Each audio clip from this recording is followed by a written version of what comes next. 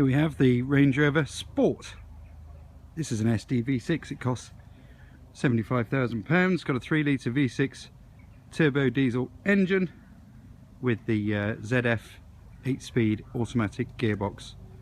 It's got 288 horsepower, 443 pound-foot of torque, and it does 0 to 60 in 6.8 seconds.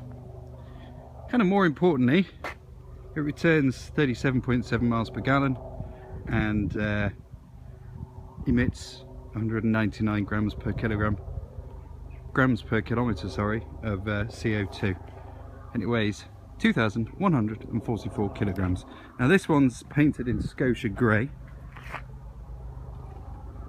It's quite a good looking car, isn't it, the Sport?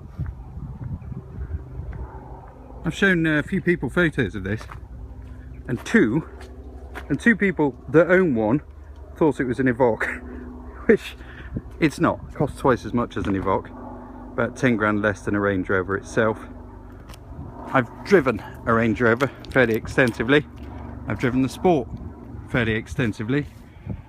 Do you know, it's hard to tell a great deal of difference between the two in terms of style, performance. I don't know. It comes down to taste really. But this thing, I probably prefer. I like the V8 diesel. It has a lot more poke. This is plenty fast enough, but the V8 has a lot more. Let's have a bit more of a look at the car. Let's start with, here's the key. Opens with your thing. You just keep that in your pocket. You can open the boot as well if you want. I'm not sure if this closes on the keyring. Let's have a go. Yeah, it does. Before it shuts, look, there you go. It's fairly huge. Right, tell you what, should we start in the back? This one has got options for rear seat entertainment. It's called ivory leather. This leather, gorgeous, isn't it? You've got individual climate controls in the back. Got your telly. Everyone's got earphones or headphones. There's a spare set. There's 3 sets. One is for the front seat passenger. These seats adjust. They're very comfortable. They heat. You've got this armrest which has got cup holders. Your TV remote for your screen is in there. Take a look in the front. Well, there's quite a lot more toys. Right, so obviously the keys in my pocket. Don't need to. I'm going to shut this door. Might even have to put the seatbelt on, you know, because it beeps as you stop. The seats adjust each way and every way. The lumbar, the bolster, backwards, forwards, up and down, and the controls are all down here. And if you've got different people driving the car, you can set your memory to different people who get in the car, and then the seat will adjust accordingly. Right, this is the new simplified Sport. The old one just had far too many buttons. It was a bit silly. This is electronic dash. You actually get sat-nav functions come up in the middle there as well, and stereo, radio, that kind of thing. I won't go through this in detail, but it is the Jaguar Land Rover infotainment system.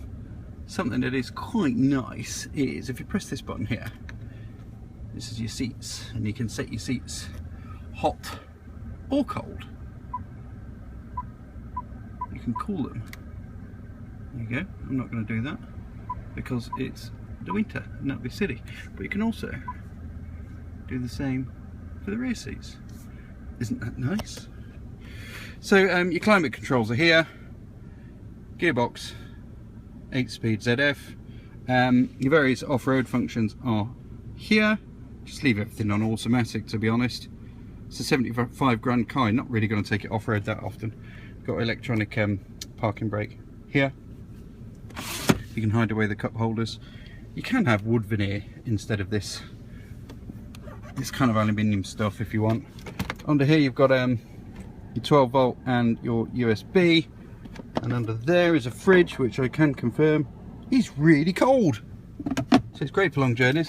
And I've been on a few long journeys, and I'm going on another one. I'm driving to Germany and back this weekend in this car.